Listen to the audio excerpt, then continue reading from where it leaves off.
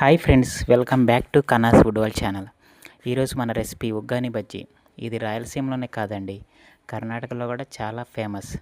So దీనిని ఎలా తయారు చేసుకోవాలో ఈరోజు చూసేద్దాం. ముందుగా పావు కిలో శనగపిండి తీసుకుందామండి. ఈ శనగపిండిని మంచిగా జల్లెడతో జల్లించుకొని ఒక బౌల్లో తీసుకుందాం. ఇప్పుడు దీనిలోకి పావు టీ స్పూన్ వంట సోడా, అలాగే పావు టీ స్పూన్ సాల్ట్, అలాగే కొద్దిగా వాము. ఇప్పుడు దీంట్లోకి కొద్దిగా వాటర్ యాడ్ చేసుకుంటూ చేతితో కానీ లేదంటే ఒక గరిటెతో కానీ మంచిగా కలుపుతూ ఉండాలి. ఎక్కడ ఉండలు లేకుండా మంచిగా కలుపుకోవాలండి. కొంతమంది కొద్దిగా వాటర్ని వేడి చేసుకొని కలుపుకుంటారు. అలా కలుపుకున్నా ఇబ్బంది ఏమీ లేదు. మంచిగా కలుపుకోవాలి. ఈ పిండిని మరీ పల్చగా కాకుండా మరీ గట్టిగా కాకుండా మీడియం ఫ్లేమ్లో మంచిగా కలుపుకోవాలి. ఇలా కలుపుకున్న ఈ యొక్క శనగపిండిని ఒక 2 నిమిషాల పాటు మూత పెట్టేసుకొని పక్కన పెట్టుకుందాం. ఒక టీ గ్లాస్ ఎర్ర కందిపప్పు అండి ఇక్కడ మేము తీసుకుంది. మామూలు కందిపప్పు ఉన్నవాళ్ళు మామూలు కందిపప్పు తీసుకున్నా కానీ ఎటువంటి ఇబ్బంది లేదు. ఒక టీ గ్లాస్ ఎర్ర కందిపప్పు, అలాగే 4 ఎండుమిరపకాయలని తీసుకొని కొద్దిసేపు దోరగా వేయించుకుందాం. ఇప్పుడు వీటిలోకి 3 వెల్లుల్లి రెబ్బల్ని వేసుకొని ఒక ఫైన్ పౌడర్లో మిక్సీ పెట్టుకుందాం. స్టవ్ మీద ఒక ప్యాన్ పెట్టుకొని ప్యాన్ వేడెక్కిన తర్వాత ఒక 10 టేబుల్ స్పూన్ల ఆయిల్ వేసుకొని ఆయిల్ వేడైన తర్వాత మంటని మీడియం టు లో ఫ్లేమ్లో అడ్జస్ట్ చేసుకొని మన యొక్క బజ్జీ మిర్చిని తీసుకొని, బజ్జీ మిర్చి మరీ లావు ఎక్కువగా ఉంటే వాటిని నిలువుగా కట్ చేసుకోవాలండి.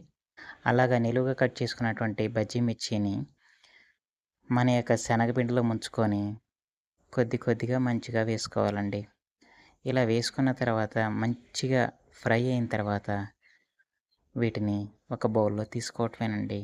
ఇంతటితో మన బజ్జీ మిర్చి రెడీ అయిపోయింది. టమాటాని సన్నగా కట్ చేసుకోవాలండి. అలాగే ఒక ఉల్లిగడ్డని సన్నగా కట్ చేసుకోవాలి. అలాగే ఒక పచ్చిమిర్చిని సన్నగా ఇలా కట్ చేసుకోవాలి. దీంట్లో కొద్దిగా కరివేపాకు, 2 రెబ్బల కరివేపాకును కూడా కొంచెం పక్కన పెట్టుకోండి.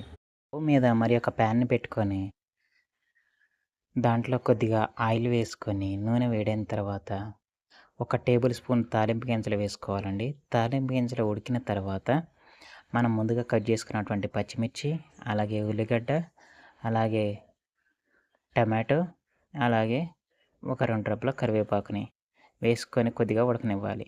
ఇప్పుడు రుచికి సరిపడినంత సాల్ట్ వేసుకొని కొద్దిసేపు ఉడకనిద్దాం. సాల్ట్ వేయటం వల్ల ముక్కలు అనేది కొంచెం తొందరగా ఉడుకుతాయండి.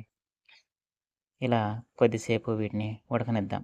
దీంట్లోకి 1/2 టేబుల్ స్పూన్ పసుపును కూడా వేసుకొని పచ్చివాసన పోయేంత వరకు మంచిగా ఉడకనివ్వాలండి. చూసారా ఎంత కలర్ఫుల్గా మంచిగా నిగనిగలాడుతుందో. ఇలా మంచిగా ఉడికించుకోవాలి. పావు కిలో అండి. ఈ ప్యాకెట్ని కట్ చేసి ఒక పాత్రలో వేసుకుందాం. దీంట్లోకి ఈ మరమరాలు మునిగే వరకు మంచిగా వాటర్ని పోసుకొని ఒక 10 సెకండ్స్ మాత్రమే నానబెట్టుకోవాలి. ఎక్కువసేపు నానబెడితే మరమరాలు పాడైపోతాయండి. సో ఒక 10 సెకండ్ల పాటు నానబెట్టుకొని వాటర్ని స్ట్రెయిన్ అవుట్ చేసేయాలి. ఒక జల్లెడ సహాయంతో వాటర్ మొత్తాన్ని బయటకు పంపేయాలి. పిండేస్తారండి, చేతులతో గట్టిగా పిండుతారు ఈ మరమరాల్లో ఉన్న వాటర్ బయటికి పోవటానికి. అలా పిండటం వల్ల ఏంటంటే మరమరాలు మొత్తం కూడా బాగా గుజ్జిన అన్నంలాగా అయిపోతాయి అన్నమాట. జల్లెడను ఉపయోగించి మరమరాల్లో ఉన్న వాటర్ని బయటికి వంపుకోవటం మంచిది.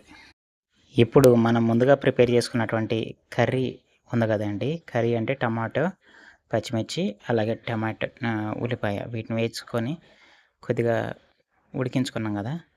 ఆ మిశ్రమంలోకి ఈ యొక్క మరమరాలని వేసుకుందాం అనమాట. చూసారా ఎక్కడా కూడా గట్లగా లేకుండా మంచిగా మరమరాలు కూడా ఒకదానికి ఒకటికి విడిపోయినట్టుగా మంచిగా ఉన్నాయి అన్నమాట. ఇలా ఇప్పుడు దీంట్లో వేసుకొని వీటన్నిటిని కూడా మంచిగా కలుపుకోవాలి. ఇప్పుడు దీంట్లో ఒక నిమ్మచెక్క పిండుకోండి. 1/2 నిమ్మచెక్క అయితే సరిపోతుంది. మరీ ఎక్కువ పులుపు ఉన్నా కానీ అంత బాగుండదు అనిపిస్తుంది. సాల్ట్ కూడా మనం ముందే వేసుకున్నామండి. ఇప్పుడు మేము ఆల్రెడీ ముందే ప్రిపేర్ చేసుకున్నాం పుట్నాల పప్పు అనేది. దీంట్లో ఇంకా కొన్ని యాడ్ చేసుకొని మంచిగా ఈ పుట్నాల పప్పును కూడా కలుపుకుంటున్నాం. ఇప్పుడు వీటంతటినీ కూడా మంచిగా కలుపుకోవాలండి. ఒక స్పూన్ సహాయంతో, ఒక గరిటె సహాయంతో మంచిగా వీటన్నిటిని కలుపుకోవాలి. ఫైనల్‌గా మన యొక్క ఉగ్గాని బజ్జీ రెడీ అయిపోయింది. చూసారు కదా! అనుకుంటున్నాను. నచ్చినట్లయితే సబ్స్క్రైబ్ టు కనాస్ ఫుడ్ వరల్డ్.